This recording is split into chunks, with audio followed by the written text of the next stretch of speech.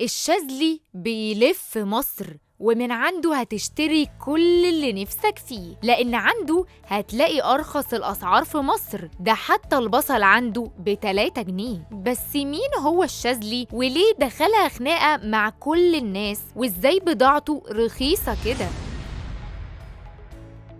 يا إخواتي، أنا مش بتاع بدل ولا كوتشيهات ولا فساتين. دي الجملة اللي بيبدأ بيها الشاذلي فيديوهاته على تيك توك، ورغم كده تلاقيه بيبيع كل حاجة ممكن تخطر على بالك، ورافع شعار الشاذلي هيلف مصر. ده حتى البصل مسلمش منه، ولما الناس كانت بتشتري الكيلو ب45 جنيه وب50 جنيه، أكتر من 100 مليون مصري اتفاجئوا إن الشاذلي قرر يبيع البصل بالسعر ده. أيوة، كيلو البصل عنده ب3 جنيه. وطبعا الفيديو قلب الدنيا أكتر وأكتر، والناس بقت عاوزة تعرف مين الشاذلي اللي قادر يبيع البصل بأقل سعر في مصر. هو ده بقى يا سيدي الشاذلي، شاب عنده محل ملابس شبابية في منطقة فيصل بالجيزة، ومن خلال التيك توك قدر في فترة قصيرة جدا يعلن عن شغله علشان يحقق شهرة ما تقدرش تعملها شركات كبيرة شغالة في السوق بقالها سنين. وعشان الناس كلها مستغرباه طلع يحكي حكايته اللي بدأها من فرشة اكسسوارات في الشارع. بس على كلامه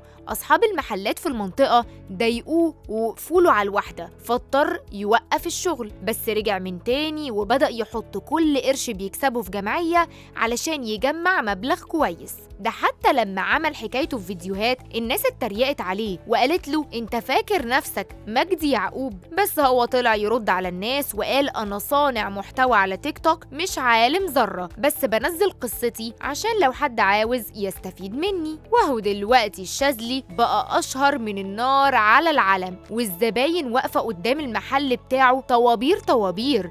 والسر في كده حاجتين. أول حاجة هي طريقة الفيديوهات اللي بيظهر فيها وهو بيغني ويرمي البضاعة على الأرض علشان يقدر يلفت أنظار المتابعين ليه. تاني حاجة بقى هي الأسعار اللي بينزل بيها. يعني تخيل معايا كده في 2023 عريس يشتري بدلة كاملة ب150 جنيه، حاجة ولا في الأحلام طبعا. ولما الناس بتسأل إزاي أسعاره رخيصة كده رغم إن الغلاء سيطر على كل حاجة، بيقولك دي صفقة جت في طريقي وأنا أحب أفيد الناس عشان إخواتي يعرفوا يشتروا. يعني من الآخر كده تقدر تقول إن الشاذلي بياع شاطر، عارف دماغ جمهوره وبيعرف يسوق لشغله إزاي، وكل ده من غير أي شهادات. وأبسط دليل على كده اللي عمله في أزمة البصل علشان يتصدر ترند ارتفاع سعره اللي قلب مصر كلها وخلى الحكومة تطلع كل يوم في البرامج تؤكد إنها شغالة بإيديها واسنانها عشان تحل المشكلة دي. وفي وسط كل ده يطلع هو ويبيع البصل ب3 جنيه عشان الناس تبدأ تشير الفيديو بتاعه ويجيب ملايين المشاهدات والكل يعرفه، لدرجة إن الناس اتفاعلت معاه. واللي يقوله عاوزين صفقة دهب يا شاذلي، واللي يقوله أنا مستني أشتري المرسيدس ب2000 جنيه،